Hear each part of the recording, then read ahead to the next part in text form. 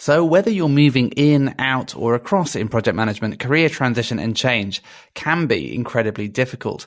But in the words of the infamous Tony Robbins, if you do what you've always done, you'll get what you've always gotten. So change is good and change is inevitable.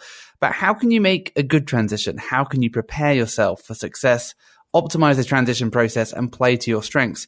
Keep listening to today's podcast to learn from the lessons of a man who's been there and done that, and discover how you can transition well.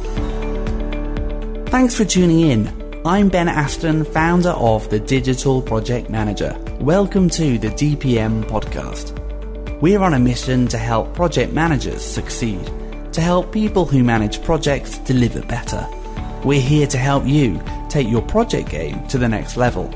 Check out thedigitalprojectmanager.com to learn about our training and resources we offer through membership.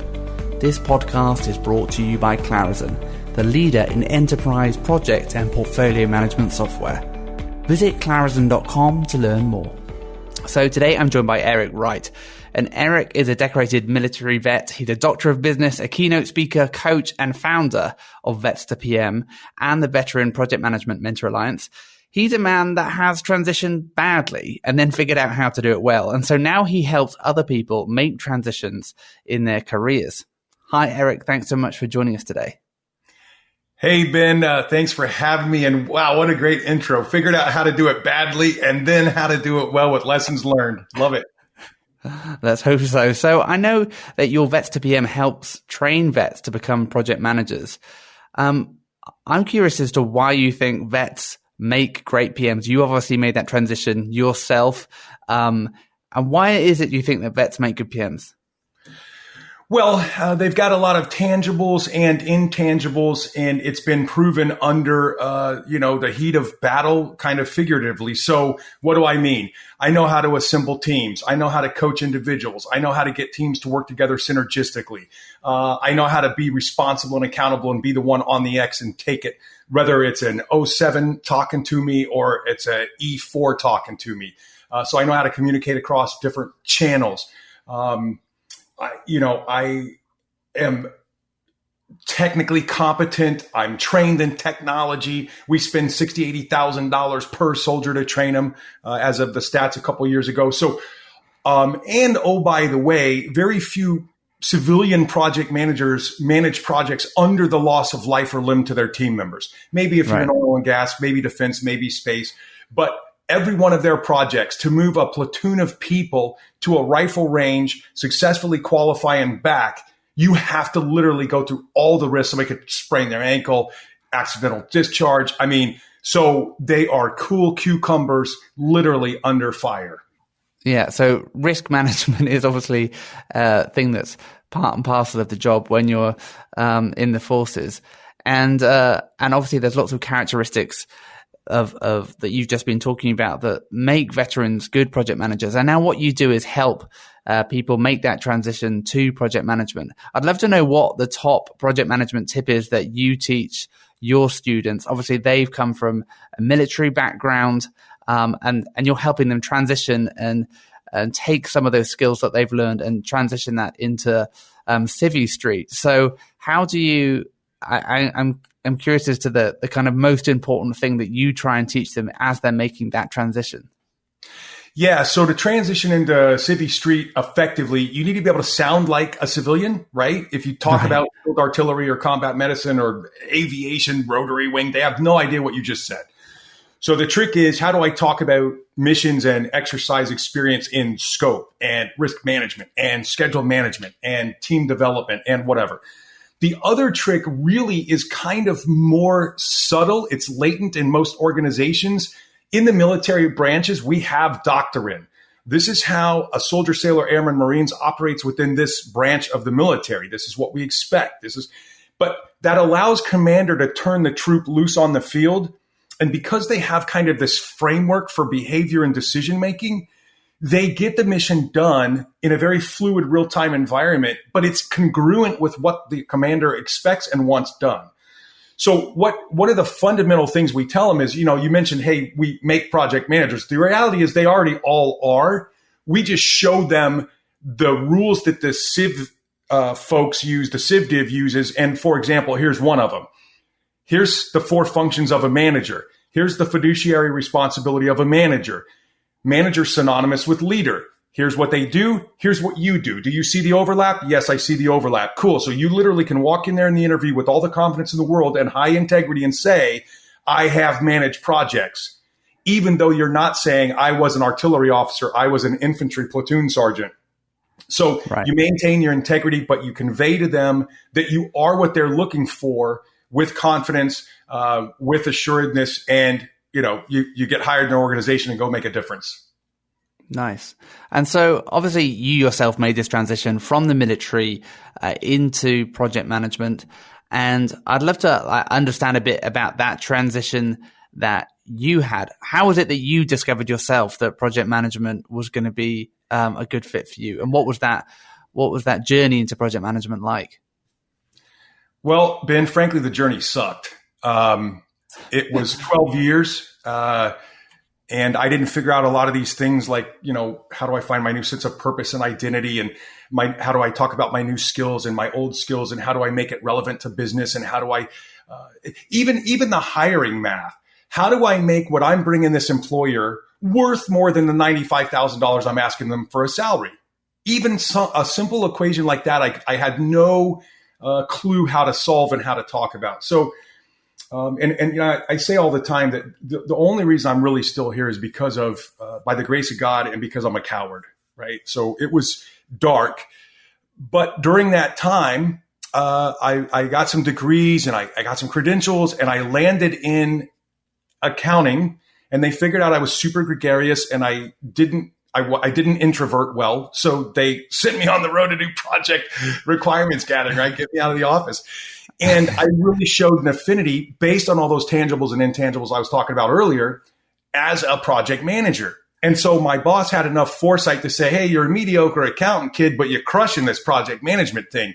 And Ben, that's where it all started. I got my CAPM. I started using the PMBOK. In fact, I still have the second edition of the PMBOK. It's literally a white paper in my shelf right now. I'm looking at it. But that started me down the road. So what I say is, I wandered around in a job desert for 12 years after leaving service until I found the land of milk and honey that is project management. And ever since, man, it's been 6 digits. It's been advancement. It's been a rich, meaningful, purposeful work life. It's amazing. It literally saved my life. So for someone who's actually thinking about this land of milk and honey that you talk about, project management, you make it sound like the best job in the world. So clearly you're passionate about project management. But why is it that you love project management?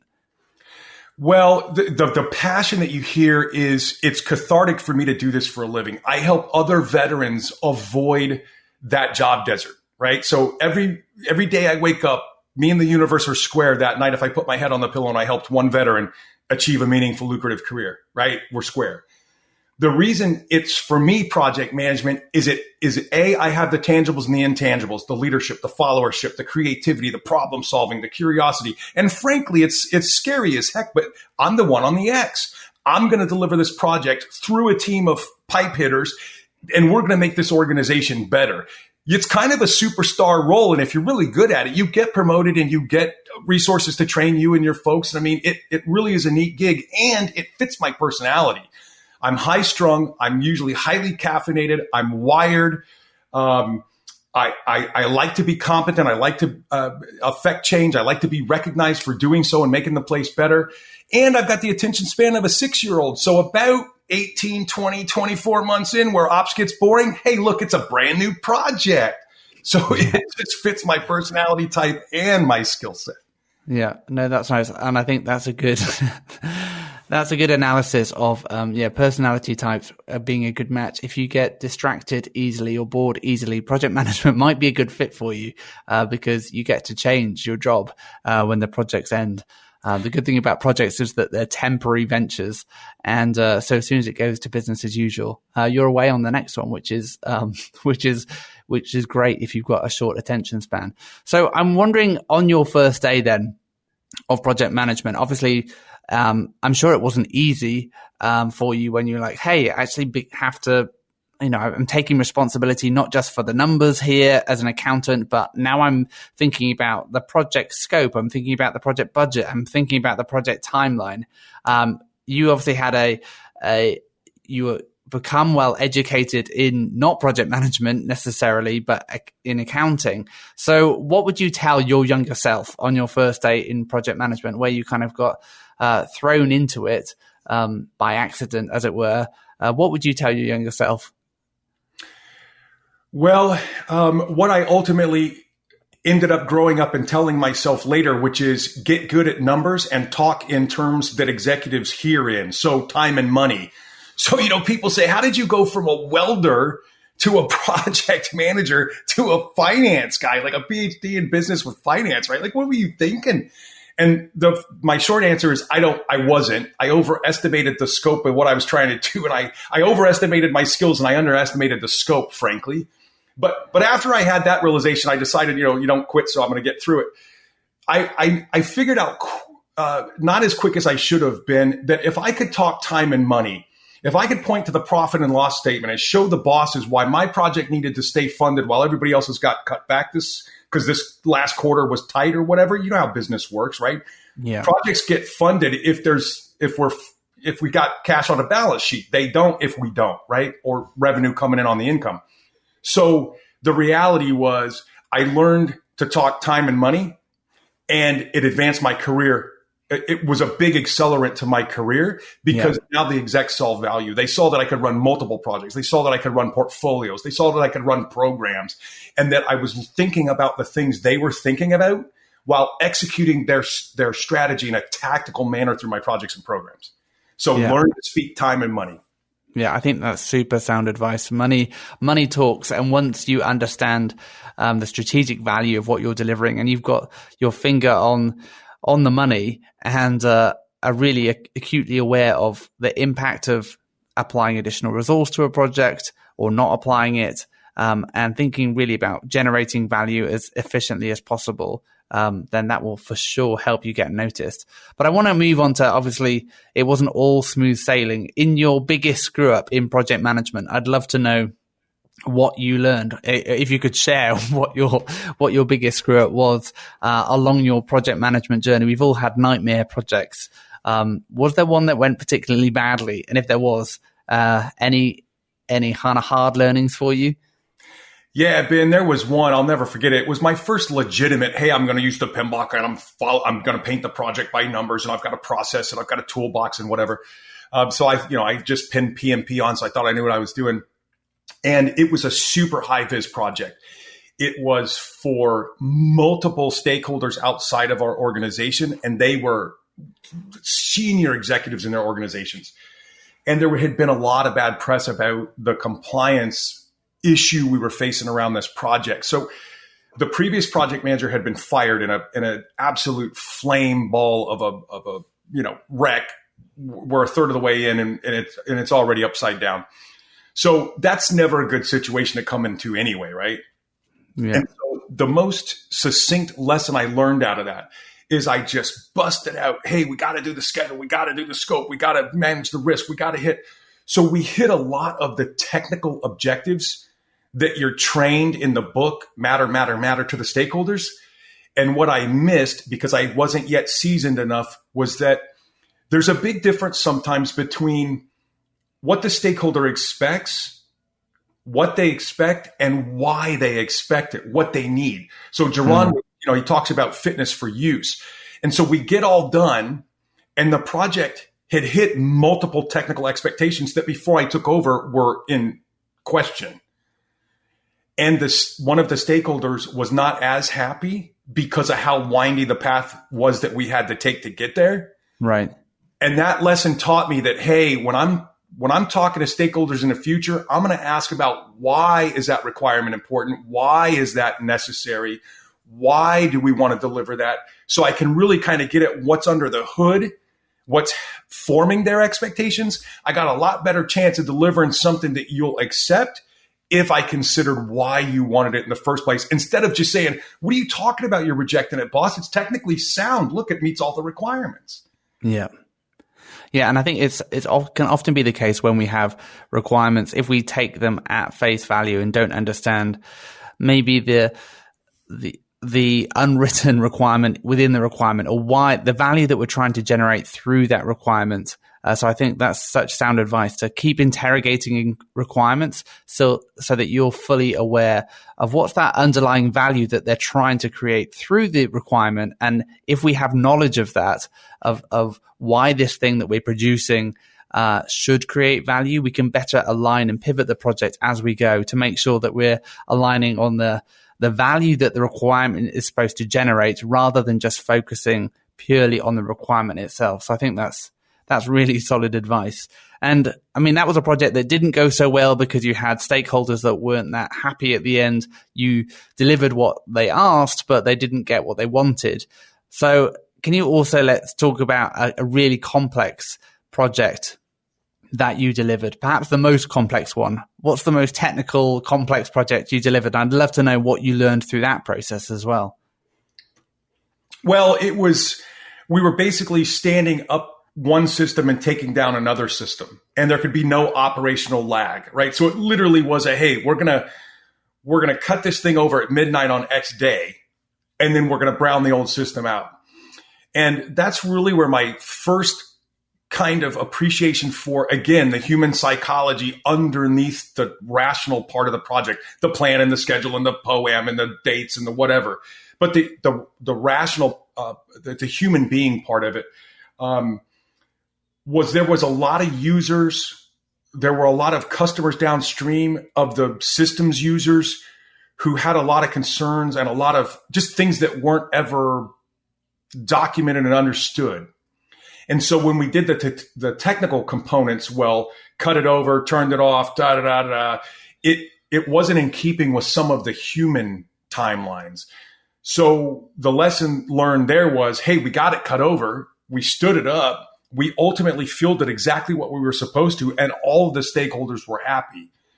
It just was a very painful process to get them to satisfied from dissatisfied, because it didn't appreciate the fact that the human beings involved had to transition to the systems in their head, right? Hey, I know how to use this system. I know that it's got this X% confidence rate. I can expect, this few payment errors. Like we just expected a lot of things to magically happen that didn't. Yeah. And I think that's the takeaway is, as the project manager, you really have to think through all of this stuff, because if it's supposed to happen, you have to somehow make it happen. You have to exploit it or mitigate it or something, right? It's just not going to happen by magic. And if you miss it, you're on the X, you're the one responsible and accountable. Definitely. I think that's such sound advice when we're thinking about fully understanding those tacit requirements, fully understanding what's really going to generate value. I think those are things that we as project managers always need to drill down to, and just make sure that we're not just focused on the project and the numbers and the scope and the timeline, but really go back to, okay, what's going to make people happy at the end of this? And Ben, just to put a little asterisk on that. So, hey, Eric, what made it complex? Well, so I'm a project manager and, was a prior accountant and auditor and whatever. I was no technical expert on any of these systems, the one we were leaving and the one we were going to. So I remember multiple weekends over multiple months reading manuals 9 times because they were so complex and so dry. I had no idea what they were saying, but I had to understand what the SMEs were talking about. I had to understand the technical complexities they were challenged with.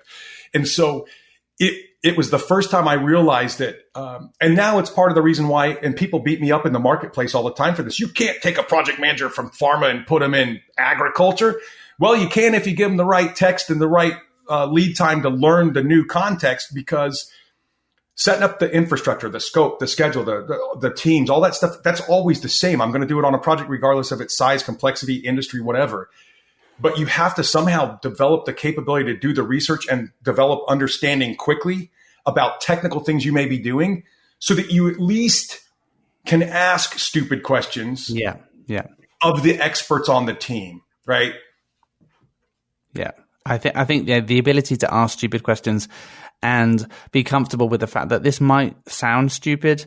It might be stupid, but probably sometimes the most simple and basic questions are the most difficult, even for people who have been working in that domain for a really long time. And sometimes actually as a project manager coming in from the outside without that domain expertise, sometimes when we ask these really simple questions, it can really help people think through the problem that they're trying to solve, their approach, and help them think through we don't see the barriers that maybe they see. We look at problem from a different perspective. So actually using that ignorance to our advantage and asking, well, why can't we do this? Or how can we approach this from a different angle? What if we were to do this? I think are all useful questions. So, and I think often we can have this imposter syndrome when we're coming to a new domain and we think, I should probably really know about this. But actually, there's a beauty in the humility of asking stupid questions, and it can help. Well, it will help yourself, but it will also help your team as they're thinking through the problem, so that they can get to a better approach and solution, and so that you can refine the process and the approach. Ultimately, again, so that you're delivering more value. Yep.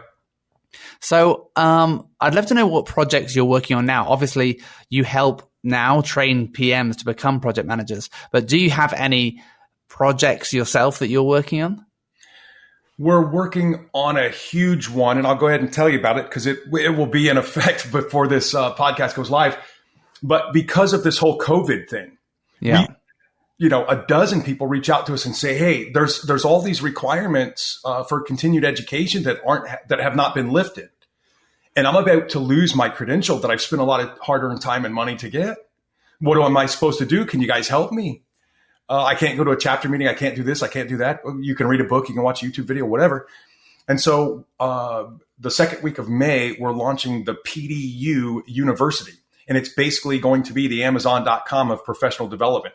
So if you're an accountant, if you're a nurse, if you're a project manager, if you're a cyber guy or gal, you literally can go on, find your section of the course catalog, find course catalogs that you can take courses from and maintain your credentials. So that's a big, huge project. Another project is we're currently redoing our website from the nuts and bolts all the way to, the user experience.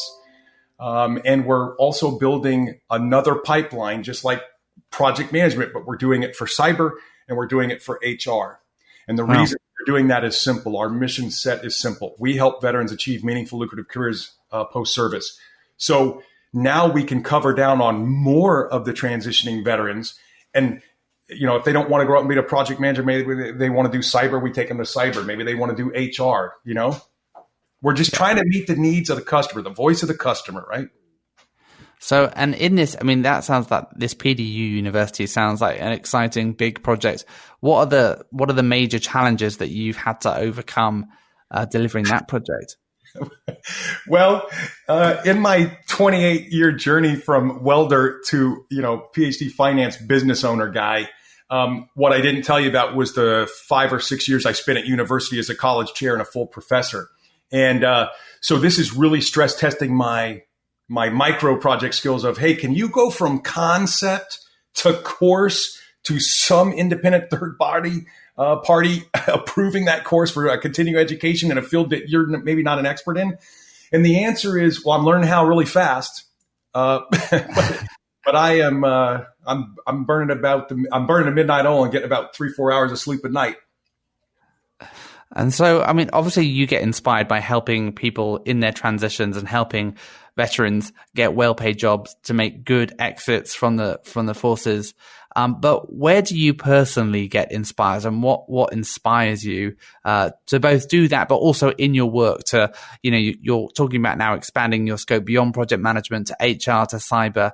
What is inspiring for you? Well, so it's a multi-part answer, but the first part is every time I help a veteran specifically, it's literally cathartic for me as well, right? It puts a little more time and distance between me and the dark place where I came from, and it's fulfilling. I turned 50 last year, and the reality is that up until I was about 50, it was about the money. And after you have enough of it, you go, okay, what's it about now? And now it's literally about, I've realized I can use my superhuman or my superpowers for good and help people. Because the reality is, it's not unique to a military veteran to want a meaningful, lucrative career. It's just not. It's not the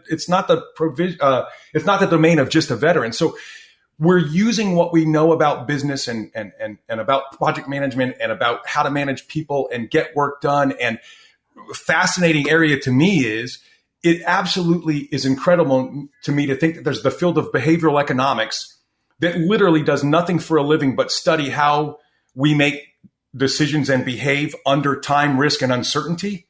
And that nobody's ever done a deep dive into, hey, that might apply to project management. That might apply to other professions. So it's really now about leaving a legacy. How many pyramids can I leave on that plateau at Giza? And how many people can I help before I draw my last breath? So, I mean, you were diving there into behavioral economics. What are you personally trying to get better at? What does your personal development journey look like now as you're trying to help other people get there? You're obviously learning the ropes of trying to become accredited by third parties, building a PDU university, cyber, HR. What's your personal development looking like at the moment? My personal development is I've read, I don't know, in the last maybe 4 weeks since the COVID start, I've read about 5 or 6 books on behavioral psychology and behavioral economics. And I've probably consumed, I don't know, 30 videos on YouTube, some of the biggest giants, the research giants in that space, so I can stand up on top of their shoulders. So it's just fascinating to me to think, we make decisions every day, and 95% of the time we make them well, but most of them are inconsequential. And when we add time, risk, or uncertainty to it, when it becomes of consequence, that's when we can literally blow it. And so to me, that's just fascinating, especially as a project manager and as a business owner who has people dependent on us to make payroll, whether it's COVID or not COVID. I mean, this has all been a very discrete lesson in here's what you thought you knew and what you thought you knew how to do and, how well you thought you could do it. Let's completely stress your paradigms and the system, the entire system around you, and see what you think you know now. Yeah. So I do a lot of praying for the folks being crushed by this thing. I do a lot of reading, and I'm doing a lot of course development right now. So that's my professional development interest at this point. Cool. And I mean, you're managing these projects internally. So can you tell us what is in your project management toolkit in terms of tools that you use or anything that you found recently as you're kind of trying to roll out these new initiatives that's making your life awesome? What are the tools you're using, the frameworks, the software that you're using to actually make all this happen? Well, so we're big. So, I don't have financial interest in any of these tools I'm about to share with you, but we're using Trello, right? We use that as our visual Kanban. Running our weekly staff meetings, our daily stand-ups when we have them. We are using Slack. So anything internal, anytime, real time. So, hey, Ben, I need you to go on and look at this web podcast, and I need a caption for this area. Can you help me with that? Like internal stuff like that, so we can move better, faster, quicker, cheaper, right? Less communications friction. And then we use email and SharePoint to kind of document and house the residue of all the things that we're doing. So those are specific tools that I'm using. And of course, I'm learning how to use a YouTube channel. So that's a new thing that's a new skill set for me. How do we use YouTube better, right? And more actively instead of passively to bring value to the project management community specifically, and then larger corporate America community at large, to help them help us place more veterans into the corporate America. Cool. So let's transition into talking about transition and your post. And for those that haven't read the post yet, I just want to dive a bit further into that story that you were talking about, that story of transition from military service to project manager to founder. And I'd love to learn more about those transitions and I guess the pivotal moments for you. And I'd love to know what you've learned from transitioning badly and transitioning well, and and what you can say to someone who's, thinking about making a transition. What should they know that they should do and definitely not do, so that they can transition successfully? Okay, so if anybody is listening to this and taking notes, this next part's going to be a little manic, so good luck. But here's probably 6 or 8 principles that you can use to help you transition. So first of all, I need to set the stage with a little bit of context. I've had executives on airplanes say to me, when I tell them what I do, say, "That's ridiculous. You seriously can't tell me that you make a project manager in 60 to 90 days. And I laugh and say, that is ridiculous. I don't make them. I just help them understand they are. And then I help them how to convey that to you so you hire them. The other thing is that I get a lot is, well, wait a minute. You can't possibly take somebody from pharma and put them in ag. You can't possibly take somebody from ag and put them in construction. And the reality is project managers in general, veterans specifically, we're pretty good MacGyvers. We're pretty good at, hey, I can assess my own skills, capabilities, strengths, weaknesses, knowledge. I can identify the gaps. I can close those gaps because that's the part I control. Once I understand the objective, I'm also very good at interpersonal skills, getting others to want to help me do whatever thing it is we're about to set out and do. People like being engaged. They like being responsible. They like achievement. I mean, think about climbing to the top of a mountain. If you watch somebody climb atop of a mountain, you must be thinking the entire time, that's absolutely insane. That looks like the most miserable thing a human could endeavor to do. But they get to the top of the mountain and they what? Take a picture, they come back out and they start planning their next mountain. I mean, so, it's about the achievement. So what I would tell people is with that context set, here's what I would say, Ben. Take some time to figure out what your new or your next picture of yourself is professionally. Hey, I really like this about my current career. I really hate this about my current career. I think in between those two things, I would like something along these lines, right? And take 30 or 40 minutes and figure out, what does that look like? Does it align with your personal beliefs, your convictions, your values? So there's your first tool. Your second tool is learn how to tell your story in that new context. Hey, I'm this person. I have these skills, and this industry or this company has this problem. I would love to solve that. And here's how I use my skills and capabilities to solve that. So you need to paint your new end state. You need to create a story that opens a dialogue in the listener's head that, hey, this guy or gal sounds sharp. They could probably help me. They understand my problem. Right. And then with those two things set, you now can map a personal development plan to get there. Okay, wow, I'm going to need this skill. I'm absolutely horrible at that skill. How do I develop that skill? And I would tell you, the University of Google and the University of YouTube, you can get smart enough to ask stupid questions on almost any topic in like an hour and a half on either one of those platforms. If you use both, even better. And let find experts to help you accelerate that development, right? So I'm no Tim Ferriss, but there would be the first couple tools that I have personally used to manage my transition in my head and in my action. Right. Yeah, I think that idea of having that vision of where you want to go and then beginning to map that out, those I guess milestones or steps along the way, and that dialogue is so important as well. So beginning to I guess have empathy for people who are on the outside looking in and helping them understand how your past and where your trajectory in terms of where you want to go aligns with what they are trying to do as a business and what they're trying to achieve, so that they can see that, hey, there's some synergy there. So I think that's super, super great advice. And I want to know, though, said it like that, Ben. I want to know in terms of, obviously we can make a plan and we can create this vision of the future that's great.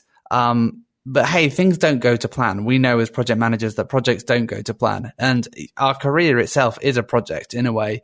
So I'm curious, as you made that transition as a project manager, what challenges did you face, and how do you keep that vision on track when it doesn't go to plan? Well, I've learned that So the type A in me, the overachiever, the, usually highly caffeinated person, I will rub my head against the wall until I wear a hole in it, right? And not ever lose sleep over doing that. But I've learned over the last, and this is probably just within the last 3 or 5 years, how to kind of put things in a bit healthier perspective. So what I'm saying is realize that you can make the plan. Realize that the plan may go sideways when reality slams into it at the first red light it runs, right? Like, just realize that we are not in control. So illusion of control, a psychological principle. We're not in control. So I've reset my own expectation now, Ben, and here it is. I'm still me. I'm still going to strive to achieve perfection, but I'm not going to let it be the enemy of done.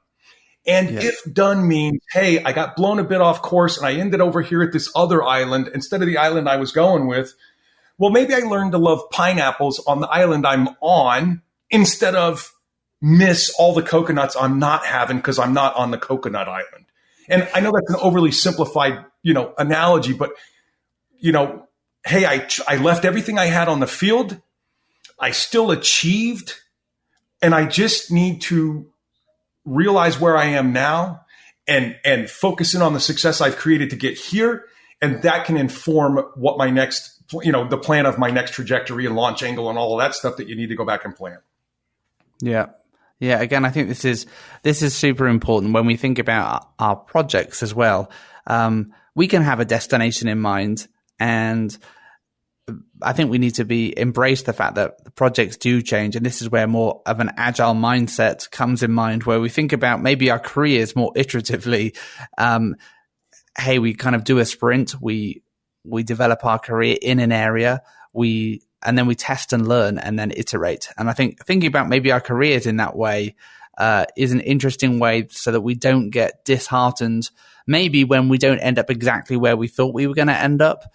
But hey, that is an opportunity to test and learn and iterate so that you can develop the skills that you need to get to the next place, or the experience you need to advance to the place where you want to. But I think embracing the fact that our career path is unlikely to be as this beautiful succession of one amazing job after another. Like, the reality is that we're going to have to graft. That graft won't always mean that we end up where we want to end up. But actually, if we continually moving in the right direction, I think we can see that as a positive. Yep. Yeah. I love that. Agile career. I love that. And I'm curious to you, it's in terms of helping people make transitions. I'd love to know what hasn't worked, and when this fails in people's minds, maybe because they didn't end up where they wanted to end up. But where does this fall apart? Where does transition fail? Maybe from your own experience, or in the experiences that you've seen in other people. How does transition go badly, and how can we avoid that? I think it goes badly, and I'm sure that this is, it's a very complex question. So I'm sure it goes badly on multiple levels in multiple ways. But here's two of the ones that I have learned helping thousands of people do this. And these are personal stories of where I've failed them. Or that's how I feel. That's not probably realistic, but since I had an active role in it, right? The psychological illusion of control. I had an active role. They didn't achieve it. They weren't satisfied. I failed, right? It's got to be. Yeah. But one would be the overabundance of pressure that we put on ourselves. So you may miss Coconut Island and in on Pineapple Island. Well, you can either resent that and regret that and be dissatisfied for the rest of your life, or you can figure out what you want to do about it, if anything, or learn to enjoy pineapples. So take a little bit of pressure off yourself. Don't dampen your drive. Just take some pressure off yourself, because you're not in complete control. Chance and probability are going to play a factor. Right. The second thing is make sure that you really have taken time to noodle through your next end state. So it might not be your final end state, but the next iteration of your career.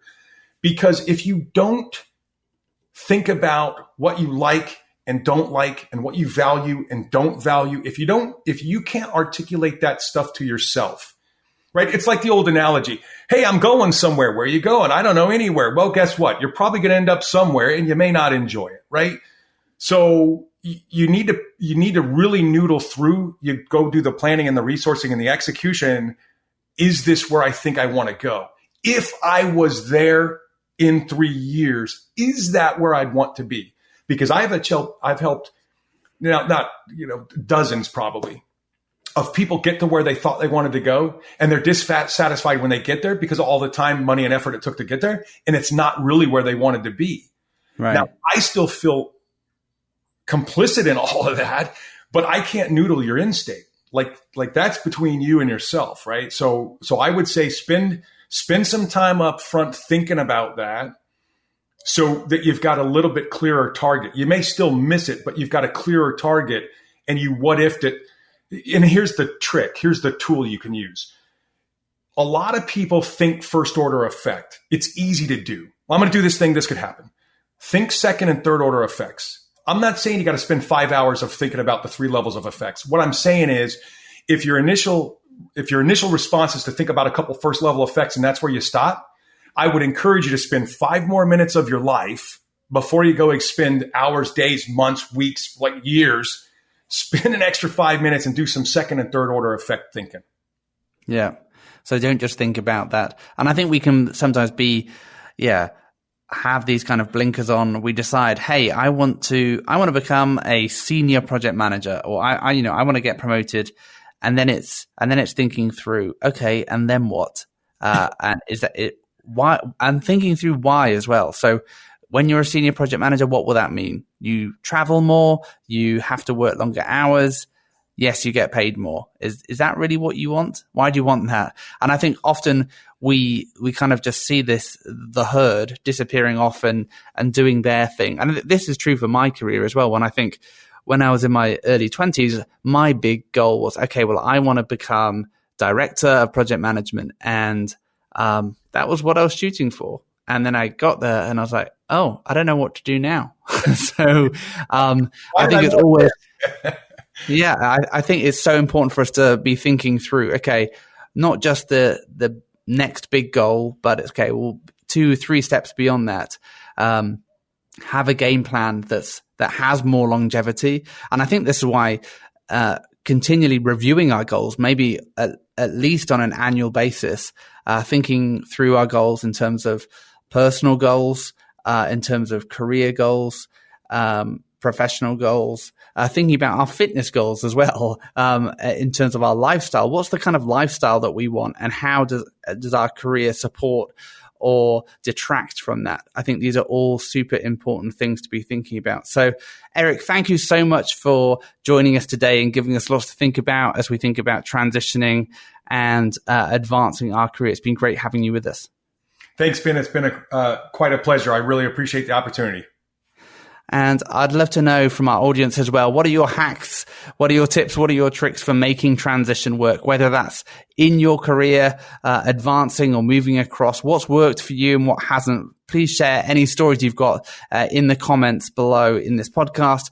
And if you want to learn more and get ahead in your work, come and join our tribe with DPM membership. Head to thedigitalprojectmanager.com/membership and you'll get access to our community through our Slack team, templates, workshops, Ask Me Anything sessions, office hours, ebooks, and more. And if you like what you heard today, please subscribe and stay in touch on thedigitalprojectmanager.com. But until next time, thanks so much for listening.